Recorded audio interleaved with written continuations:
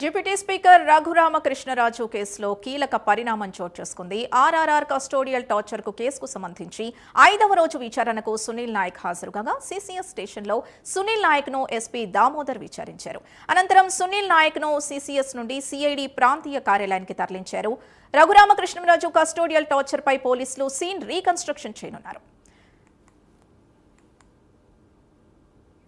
ఇదే అంశానికి సంబంధించి పూర్తి డీటెయిల్స్ మా కరెస్పాండెంట్ రవికృష్ణ అందిస్తారు. రవికృష్ణ, చెప్పండి.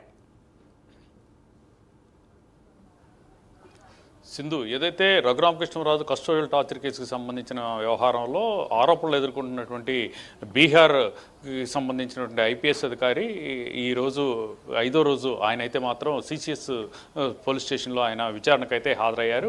బీహార్ కేడర్కి చెందినటువంటి సునీల్ నాయక్ హాజరైనటువంటి పరిస్థితి. గత 4 రోజుల నుంచి కూడా హాజరయ్యారు. ఈరోజు చివరి రోజు ఆయన హాజరైనటువంటి సందర్భంలో ఆయన్ని దామోదర్ ఐపీఎస్ అధికారి అయితే విచారిస్తున్నటువంటి పరిస్థితి కనపడుతుంది. ప్రధానంగా కూడా ఆ రోజు కస్టోడియల్ టార్చర్కి సంబంధించి త్రిబులార్ని సిఐడి గుంటూరు ప్రాంతీయ కార్యాలయానికి తీసుకొచ్చిన సందర్భంలో ఆ రోజు ఏదైతే త్రిబులార్ ఉన్నటువంటి రూమ్లో సీసీ కెమెరాలు ఎందుకు లేవు, అదేవిధంగా కూడా అదే పనిగా 4-5 సార్లు మీరు లోపలికి రావడానికి కారణం ఏంటి, మీతో పాటు ఉన్నటువంటి ఎవరైతే సెక్యూరిటీ డ్రైవర్ ఉన్నారో వాళ్ళని బయటికి పంపించడానికి కారణం ఏంటి, అలాగే త్రిబులార్ని జీజీహెచ్లోకి తరలించినప్పుడు వెళ్ళవలసినటువంటి అవసరం ఎందుకు వచ్చింది తదితర ప్రశ్నతో మాత్రం ఆయన దగ్గర నుంచి ఈ ఆన్సర్ రాబట్టేందుకు మాత్రం ప్రయత్నిస్తున్నటువంటి పరిస్థితి కనపడుతుంది. ఈ నేపథ్యంలోనే గత 4 రోజుల నుంచి జరుగుతున్నటువంటి ఎంక్వైరీ దామోదర్ చేస్తూ ఉన్నారు. అలాగే దేనికి కూడా సూటిగా సమాధానాలు సునీల్ నాయక్ ఇవ్వట్లేదని ఒక పక్కన మనకు తెలుస్తున్నటువంటి సమాచారం. ఈ నేపథ్యంలోనే ఈరోజు చివరి రోజు అవడంతో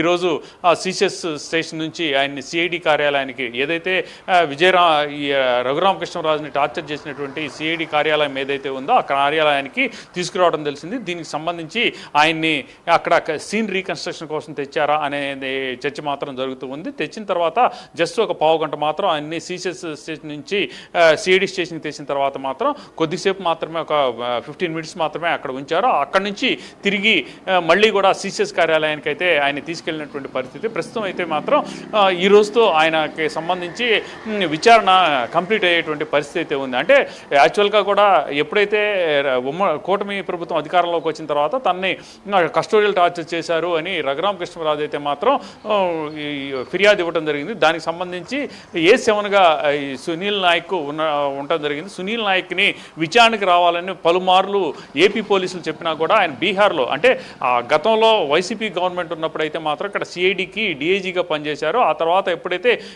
ఎన్నికలకు ముందే ఆయన బీహార్కి వెళ్ళిపోయిన తర్వాత ఆయన అరెస్ట్ చేసేందుకు ఏపీ పోలీసులు వెళ్ళటం, ఏపీ పోలీసులు వెళ్ళిన సందర్భంలో అక్కడ పీటీ వారెంట్ని అక్కడ అప్లికబుల్ కాదని అక్కడ కోర్టు అనటంతో వాళ్ళు తిరిగి రావడం జరిగింది. ఆ తర్వాత దీనికి సంబంధించి ఈ కేసుకు సంబంధించి బెయిల్ కోసం అయితే సునీల్ నాయక్ హైకోర్టును ఆశ్రయించిన సందర్భంలో హైకోర్టు అయితే ముందు బెయిల్ తర్వాత ముందు విచారణకు హాజరు కాండి అని చెప్పినటువంటి నేపథ్యం.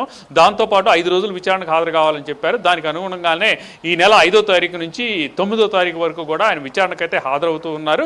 దానికి సంబంధించి విచారణ అధికారిగా ఉన్నటువంటి ఎవరైతే ఎస్పీ దామోదర్ ఉన్నారో ఆయన ప్రజెంట్ దీనికి సంబంధించిన రిపోర్ట్ మొత్తానికి కూడా కోర్టుకు ఇవ్వడం జరుగుతుంది. కోర్టుకు ఇచ్చిన తర్వాత విచక్షణాధికారం ప్రకారం ఎటువంటి నిర్ణయం తీసుకుంటారో, ఆయన అరెస్ట్ చేసే అవకాశం ఉంటుందా, లేకపోతే ఆయనకి 41A నోటీసు ఇచ్చి వదిలే వ్యవహారం ఉంటుందా అనే దాని మీద మాత్రం సర్వత్రా ఆసక్తి నెలకొందని చెప్పుకోవచ్చు. Right, thank you Ravikrishna.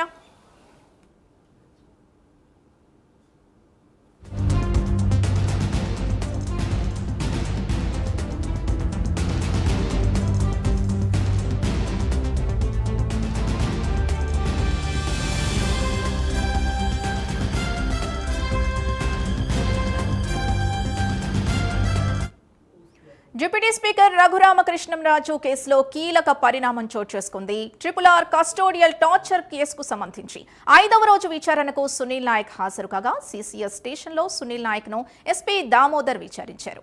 అనంతరం సునీల్ నాయక్ ని సిసిఎస్ నుంచి సిఐడి ప్రాంతీయ కార్యాలయానికి తరలించారు. రఘురామకృష్ణరాజు కస్టోడియల్ టార్చర్ పై పోలీసులు రీకన్స్ట్రక్షన్ చేయనున్నారు.